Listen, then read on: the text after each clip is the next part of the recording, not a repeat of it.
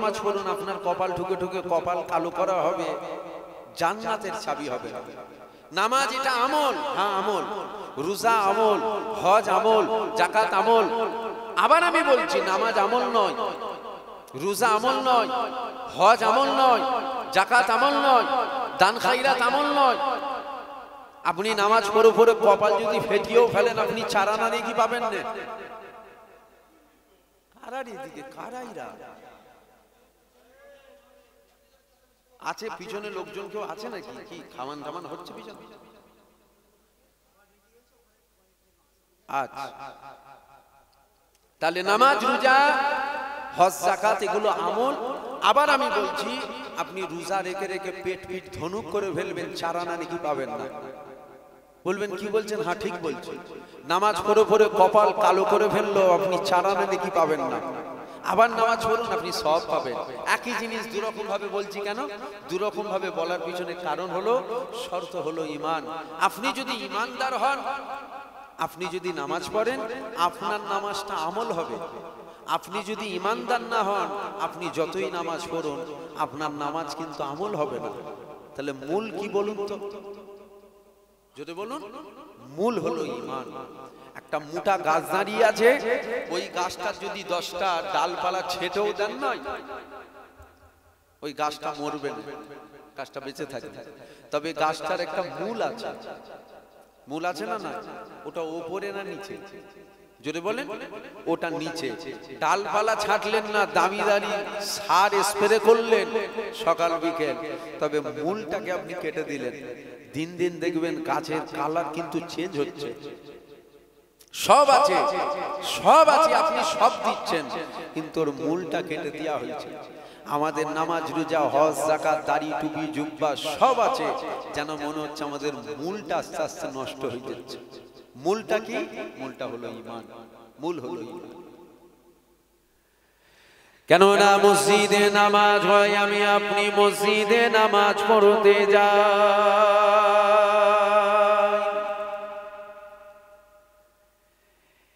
এ ছেলেরা, যুবকেরা,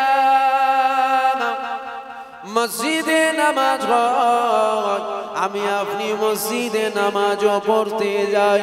কিন্তু আমাদের নামাজ পড়ার আগে যেটা মনে রাখতে হবে, আমার আল্লাহ পাক নামাজ 5 ওয়াক্ত ফরজ করেছে, অবশ্যই ঠিকই কথা, কিন্তু আমার আল্লাহ পাক নামাজটা কাদের জন্য ফরজ করেছে এটা আমাদের জানতে হবে।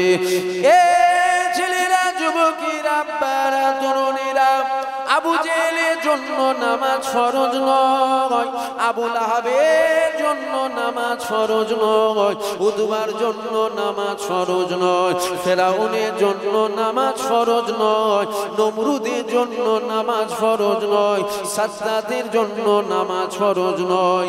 এ যুবকেরা, আব্বারা, তরুণেরা, দাড়িওয়ালা, টুপিওয়ালার জন্য নামাজ আল্লাহ পাক ফরজ করেনি।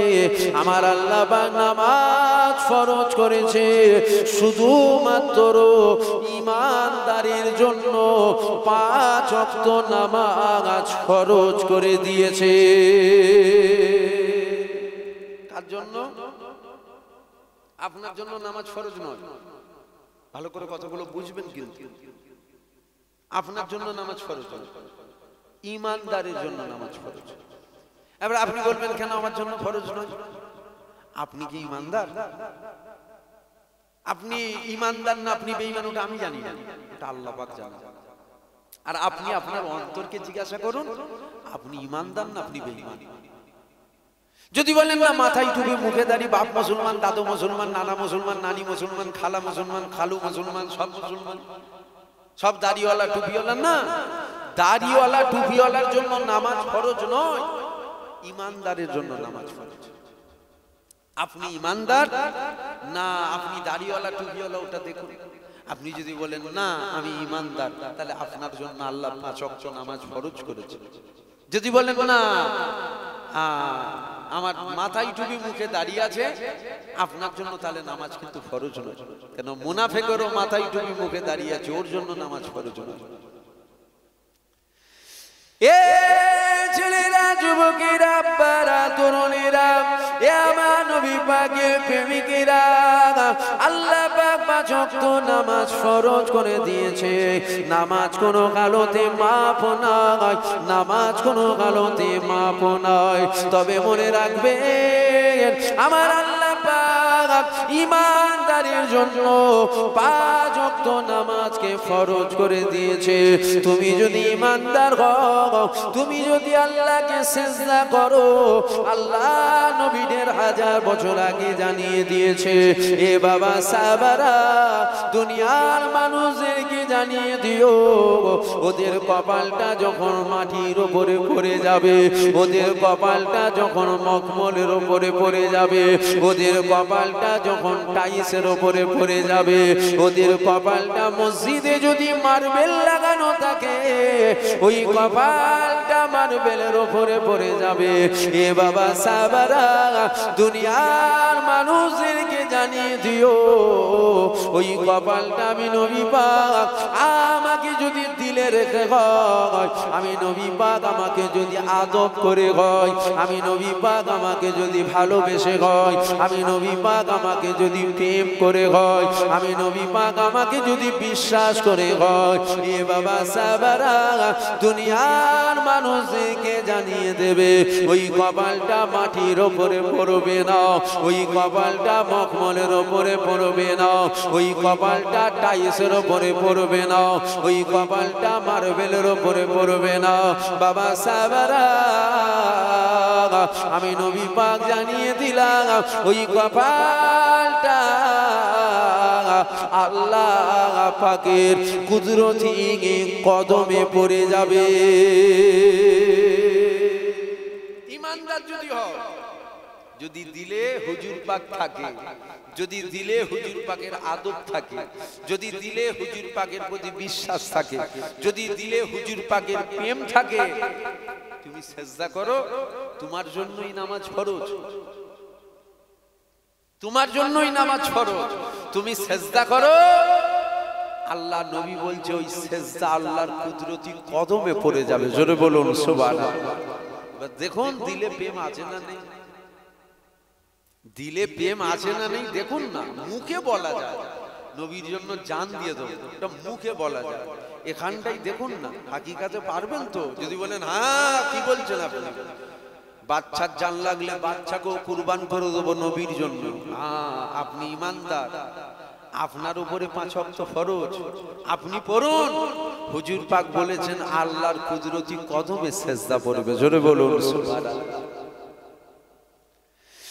এ ছেলেরা, যুবকেরা, এ আমার নবী পাকের প্রেমিকেরা, ঈমানটা হলো আমাদের মূল সম্পদ, ঈমানটা হলো আমাদের মূল সম্পদ, ঈমানটা হলো আমাদের মূল সম্পদ। মাথায় টুপি সবার আছে, মুখে দাড়ি সবার আছে, বড় জুব্বা সবার রয়েছে, কিন্তু ঈমানদার কোথায়? ঈমানদার তো খুঁজে পাওয়া যাচ্ছে না। কেননা আল্লাহ নবী 1500 বছর আগে জানিয়ে দিয়েছে, এ বাবা সাহাবারা শোনো, আখিরি জামানায় মসজিদ ভর্তি নামাজি হবে, কিন্তু ঈমানদার খুঁজে পাওয়া যাবে না, ঈমানদার খুঁজে পাওয়া যাবে না। এ ছেলেরা, যুবকেরা, আব্বারা, তরুণীরা, ঈমানটা হলো আমাদের মূল সম্পদ।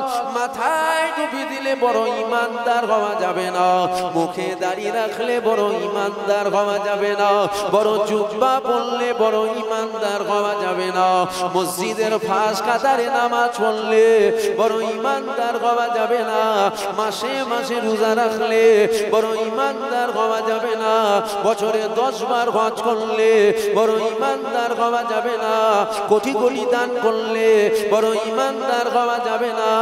ঈমানদার যদি হতে হয়, বুখারী শরীফের হাদিস শরীফ শুনে রেখে দাও, লা ইউমিনু আহাদুকুম হাত্তা কুনা আব্বা ইলাইহি মিন ওয়ালিদিহি ওয়া ওয়ালাদিহি ওয়ান নাসি আজমাইন। নিজের টাকা পয়সা, নিজের ধন দৌলত, নিজের ঘর বাড়ি, নিজের ছেলে পুলে, নিজের স্বামী স্ত্রী, সব কিছু থেকেও, নিজের বাপ মায়ের চেয়েও, সব কিছু থেকেও, এমনকি নিজের জান ও মালের থেকেও আল্লাহ আল্লাহ রসুলকে যে বেশি মহব্বত করলো, আল্লাহ আল্লাহ রসুলকে যে বেশি করে নিল, আল্লাহ আল্লাহ রসুলকে যে বেশি আদব করে নিল, আল্লাহ আল্লাহ রসুলকে যে দিলে রেখে নিল, সেই হয়ে গেল ঈমানদার। আমার আল্লাহ অন্য কারোর জন্য জান্নাত বানাই না, আমার আল্লাহ পাক শুধুমাত্র ঈমানদারের জন্য আমার আল্লাহ দয়ার জান্নাত বানিয়েছে। ঈমানদারের জন্য। আমি আমার বাপের কথা বলিনি, আমি আমার দাদা হুজুরের কথা বলিনি। বুখারীর হাদিস, জান ও মালের থেকেও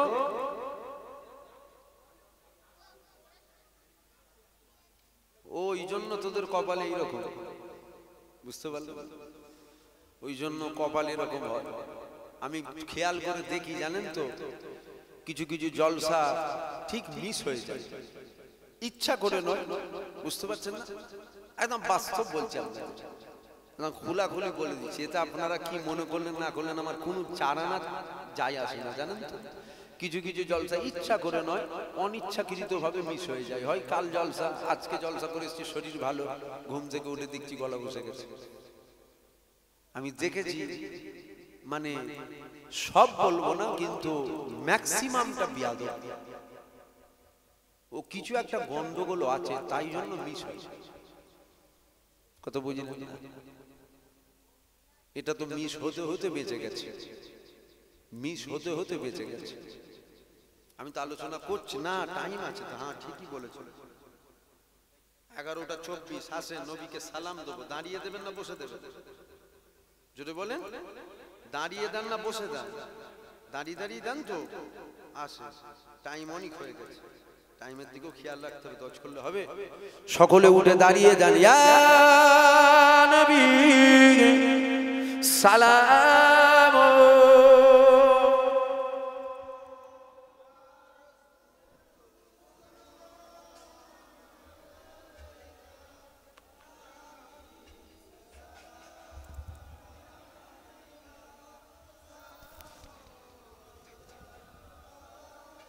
যারা রাস্তায় দাঁড়িয়ে আছেন, যদি পায়ে জুতো থাকে জুতোগুলো খুলে দেন।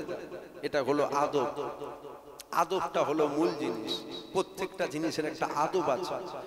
আমরা গোলাম, আমরা দিন দুনিয়ার বাদশাকে সালাম দেব যতটা আদবের সাথে দেয়া যায়। হুজুর পাক জিন্দা না মুর্দা? জোরে বলুন।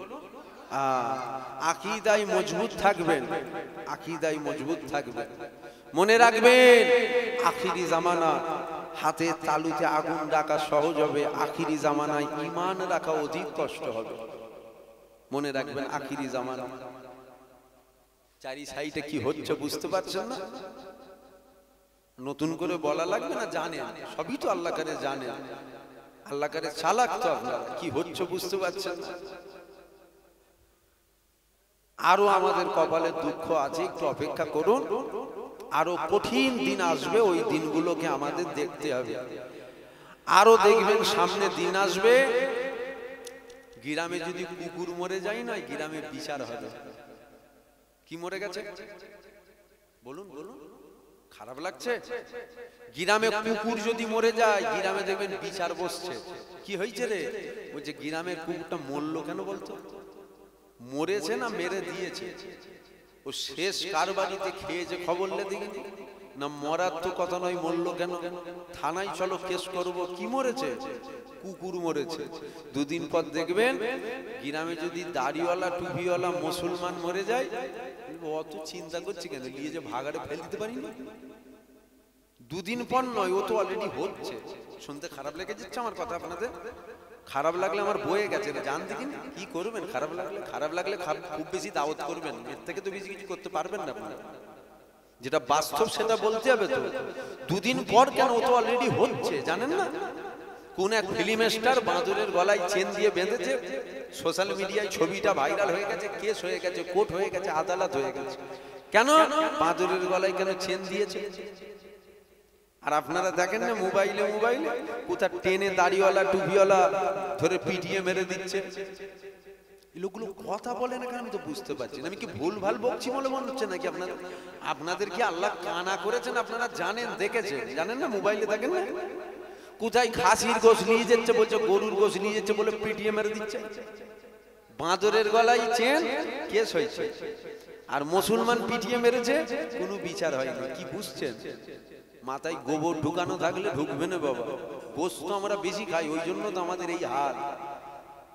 সমাজে জানোয়ারের দাম আছে তো মুসলমানের দাম নেই। শুনতে হয়তো খারাপ লাগছে, তবে সত্য, একদম অতি সত্য।